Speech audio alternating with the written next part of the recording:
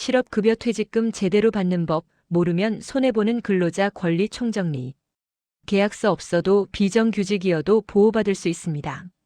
직장을 그만두는 순간 많은 근로자들이 가장 먼저 떠올리는 것은 불안감입니다. 실업급여는 받을 수 있을까? 퇴직금은 당연히 주는 것 아닌가? 하지만 현실에서는 제도를 정확히 몰라 정당한 권리를 포기하는 경우가 매우 많습니다. 이 글에서는 근로자라면 반드시 알아야 할 실업급여와 퇴직금, 그리고 상황별로 달라지는 근로자 권리를 최대한 쉽게, 그러나 정확하게 정리했습니다. 1. 실업급여, 아무나 받을 수 없는 이유부터 알아야 합니다. 실업급여는 단순한 지원금이 아니라 고용보험 제도에 따른 권리입니다. 따라서 몇 가지 핵심 요건을 충족해야 합니다. 고용보험 가입 이력. 최근 18개월 내 180일 이상 근무. 본인의 의사와 무관한 퇴사, 권고사직, 계약 만료 등. 재취업 의사와 구직 활동. 여기서 많은 분들이 오해하는 부분이 있습니다.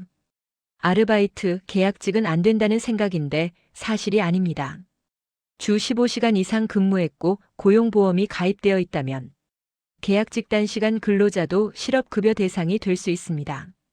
이 권고사직, 계약 만료도 실업급여 사유가 됩니다. 실업급여 수급 여부에서 가장 중요한 것은 퇴사 사유입니다.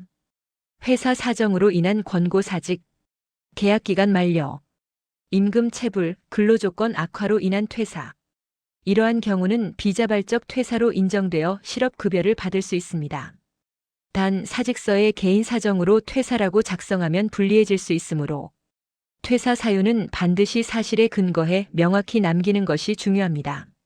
3. 퇴직금은 1년 이상 근무하면 반드시 발생합니다. 퇴직금은 회사의 선택이 아니라 법으로 정해진 의무입니다.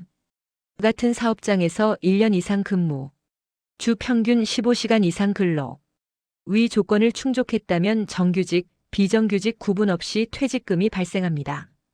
특히 많이 발생하는 사례가 근로계약서 미작성, 3.3% 프리랜서로 처리했지만 실제 상시 근무. 이런 경우에도 실질적 근로자성이 인정되면 퇴직금을 받을 수 있습니다. 4. 근로계약서 안 썼다는 변명이 통하지 않는 이유. 일부 사업주는 계약서가 없으니 근로자가 아니다라고 주장합니다. 그러나 법은 다르게 봅니다.